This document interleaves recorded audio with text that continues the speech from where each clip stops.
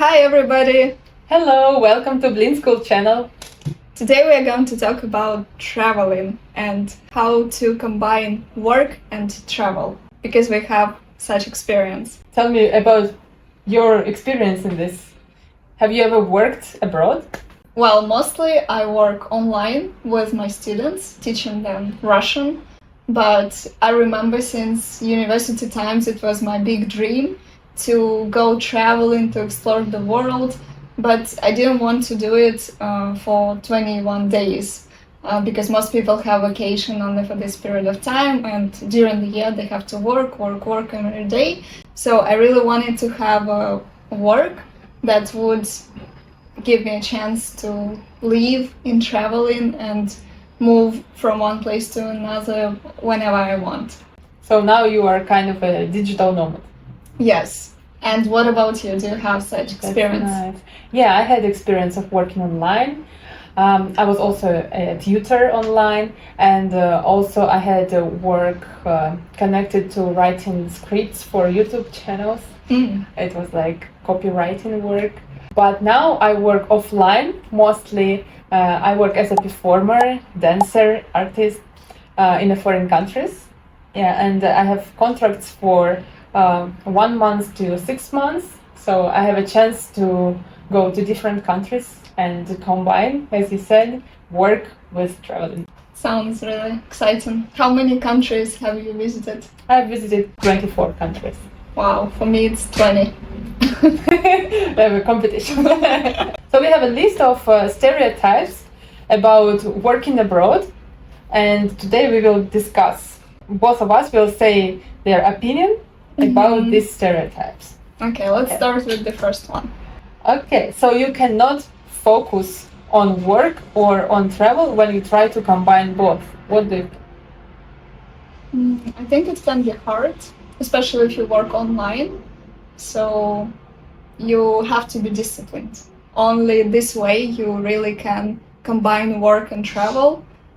If you're not disciplined, then you cannot have your schedule, you cannot find time for traveling, so it's getting messy, but I think it's possible to combine. Yeah, I agree it's possible, and for sure if you have your own schedule, like you organize your day yourself, it can be hard to find like enough time, or on the opposite, you overload your schedule and you cannot find time for some entertainment, for trips. But if it's like working in some company, I think it's easier to organize because it's some working hours. So it depends where you work. Yes, but I remember you told me that when you worked in the company, they didn't give you exact schedule. It depends on company, of course, yeah. Depends on your type of work. Okay, so we say that it's actually possible to It's combine. possible, depends on the person. The next stereotype that it's impossible to find a good, well-paid job abroad. I think it's possible to find well-paid job. Again, it depends on which sphere you're working at and what type of work you do. And most of the jobs, I think they leave you this possibility to grow and have a career. Or maybe if it's your business, it's like endless way to improve and to grow your company. A lot of IT people move abroad and work remotely, but also like now you work as an artist. What else did you do before? What kind of jobs? You mean online, like working abroad? I also tried to launch my own company, my own project. For example, in Bali, I tried to make a tourist organization, like to make tours in Bali. Did it work? Yeah, it was nice, but until the COVID time happened. So we didn't manage to grow a lot because it was just a short time when we just started, and then we had to close. And then I tried to open online shop, and it also was like, it was not official, so I couldn't do business in this country with my type of visa, so it was also one of the restrictions. on me, because I couldn't really do some promotion and to grow much, because otherwise some competitors can just complain about it, and then immigration office can have questions to you. But anyway, if you work online, it's easier because you don't have to do any working visas.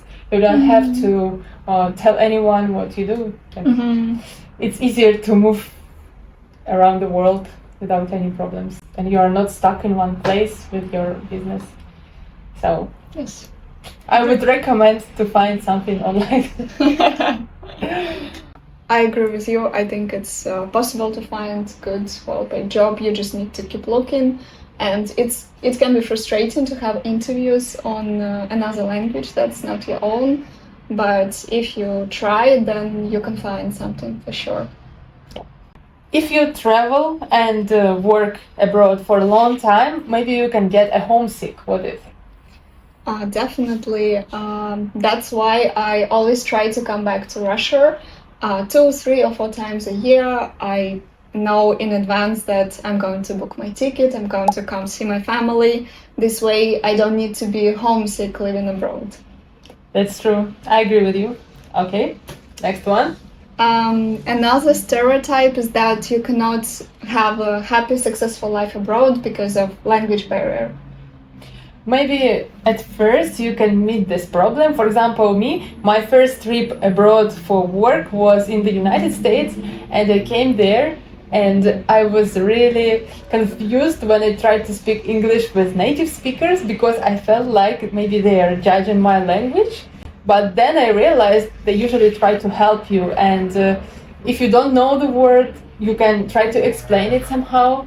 And then step by step you practice more and more, and then you don't have this feeling of being confused while speaking another language.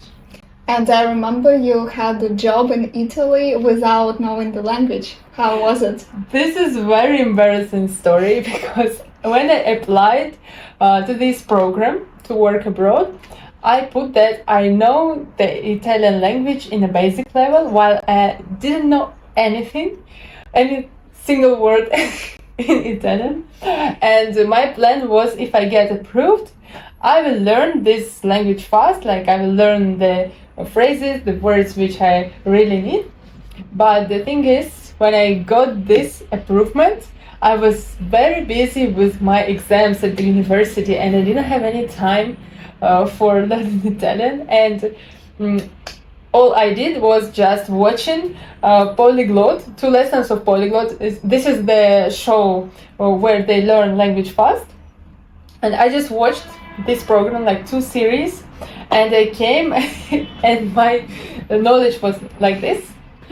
But at the same what time, was your job? I was a waitress. So I needed my language so bad. But the thing is, when you learn language on spot, it really helps you, because it's a good motivation. You learned and you go and practice straight away. There, I learned it really fast. I felt like this speed is growing because I really have to put all this knowledge fast in my brain and go and use it. There, I was like, when I used it, I needed. Then I went abroad, from Italy, and I forgot everything. Within 1 year, I lost all I know. Now I just know some phrases I can't remember, but still, it's good experience. Solo trips can be dangerous. What do you think? I agree. You need to be careful. You need to know what country you're going to. If you're a girl, maybe hitchhiking is not a good idea, for example. Sometimes I even check where is the Russian embassy, just in case I need something. So it's good to have precautions, but it shouldn't stop you from traveling, from pursuing your dreams if you're on your own and if you want to travel. Yeah, I totally agree with that. Another assumption is that to move from one country to another, it's really fun, it's really cool, it's amazing. Is it always that way? Now my lifestyle is kind of like that, because I work as a performer, as an artist, and usually I get contracts for 2 months till 6 months. So for me, it's fun, but sometimes you get exhausted of moving a lot and you don't have your permanent place of stay. and sometimes you feel like you want to have your like home where you can spend your time, plan something for your life, but at the same time I tell myself like, okay, you can get all this, but later when you have your family and when you want to settle. But now I really want to explore. That's why I really enjoy moving and seeing new countries, meeting new people, having new experience. So for me now it works like this, but I understand that it's not for everyone. Yes, it can be tiring. And I know that you have some of your luggage in some other country. I have my luggage in Bali in Indonesia. I have my luggage in Oman. I have my luggage in Lebanon now, and of course in Russia. So my home is everywhere on this planet. Global citizen. True. So remote work as a digital nomad can be really luxury because you can work on the beach with your laptop. How do you feel about it? I tried that, I did that, but I didn't enjoy it that much. In Bali, there are lots of cafes where you can sit and look at the rice fields. But yes, it's romantic, but at the end, you just need to have your table, your laptop, your internet, and no noise, no other people. So I prefer to work at my workspace and take it seriously. I had similar experience in Bali, and I was like with my laptop, I was like, okay, I'm working, I'm sitting, I'm drinking coconut, but then at the end you really feel hot, you want to go swim, you see this reflection on your screen because of the sun, and you're like, okay, I better go to some co-working place and be focused rather than have nothing, like no relax and no work. Like you try to combine both, but at the end you do it. Most of it you do like 50%. Yes. The last assumption on our list is that you leave your home and you don't have your friends anymore, you don't have your family, you go to a new country and you don't even know if you find there people that you like. So maybe you might feel lonely. I think a lot of people think like this, and it's really a big restriction for themselves, because when I go somewhere alone, most of my friends, they're asking me, how come you go alone? It will be boring, you will be on your own. But when I travel alone, I'm never alone. I always find some people on my way. Of course, maybe you are not best friends at the end, but still, you meet very interesting people, and when you're traveling alone, you kind of open heart because you have to find someone with who you can communicate. That's why you pay more attention to people, and you are more communicative, and you improve your communicative skills, and step by step while traveling you understand that world is full of nice people and interesting people, and you can exchange experience, your knowledge, your even some abilities, and learn something on your traveling way. So sometimes it's easier to travel alone, then take your friends and then decide where you want to go, what you want to do. It's also fun. It's maybe more relaxing at some point, but I can't say that traveling alone is something you can't really bear. Like you can have fun and enjoy it a lot. If you have any other stereotypes about working and traveling abroad, please let us know and we will discuss it in our next episode. Yes, also you can share your experience. How do you find combining traveling and working? And also, to not have a language barrier regarding Russian, you can sign up to the lessons with me, with us, and practice Russian more in our channel. Don't forget to subscribe. Thank you. See you soon. Пока. Bye. Пока-пока.